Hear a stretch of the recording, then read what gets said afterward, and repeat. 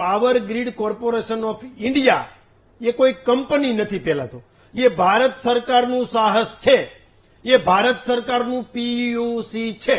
એક વાત એટલે એમાં પ્રાઇવેટ કંપની વાળી વાત છે એ વાહિયાત વાત છે, ખોટી વાત છે. એક બીજું 1994માં એક થાંભલામાં એટલે અત્યારે 68 મીટરની જે વાત છે અથવા તો જંત્રી પ્રમાણેનો ભાવ જે છે એ બધું ગણીએ એટલે 500 રૂપિયા વળતર આપતા હતા. ધીરે ધીરે ધીરે ધીરે વધતું ગયું.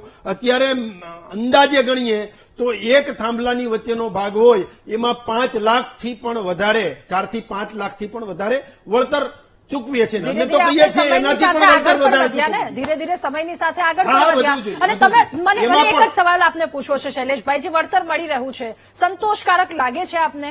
કારણ કે ખેડૂતો રસ્તા પર ઉતર્યા છે, સંતોષકારક છે? ખૂબ ટૂંકમાં પછી મને લલિતભાઈ પાસે આજ વાત સુરેન્દ્રનગરમાં જે કોટ ગામ છે ત્યાં હળવદ સુરેન્દ્રનગર વચ્ચે જે ધોલેરા આપણે લાઈન લઈ જવાની છે એમાં પણ જંત્રીના ભાવ પ્રમાણે 78 રૂપિયા છે પ્રતિ ચોરસ મીટર. આપણે આપીએ છીએ 382 રૂપિયા પ્રતિ ચોરસ મીટર અને 5.32%, 5 ગણા નહીં 5.32 ગણા ડીજીવીસીએલ, મૂલ્યાંકન સમિતિ અને ડીડીઓ અને ટાઉન પ્લાનર આ બધા બેસી અને નક્કી કરે છે. 1/3/2024 નો મેં પરિપત્ર કીધો ને એ પરિપત્રની જ વાત છે. પરિપત્રનો ઠરાવ 2024માં થયો છે. એ પ્રમાણે વળતર મળવું જોઈએ. ખેડૂતોને પણ અધિકાર છે. જે પ્રકારે બંધારણની કલમ અનુચ્છેદ જે 19 છે એ પ્રમાણે સ્વતંત્ર છે, બધા એકઠા થવાનો અધિકાર છે, આંદોલન કરવાનો પણ અધિકાર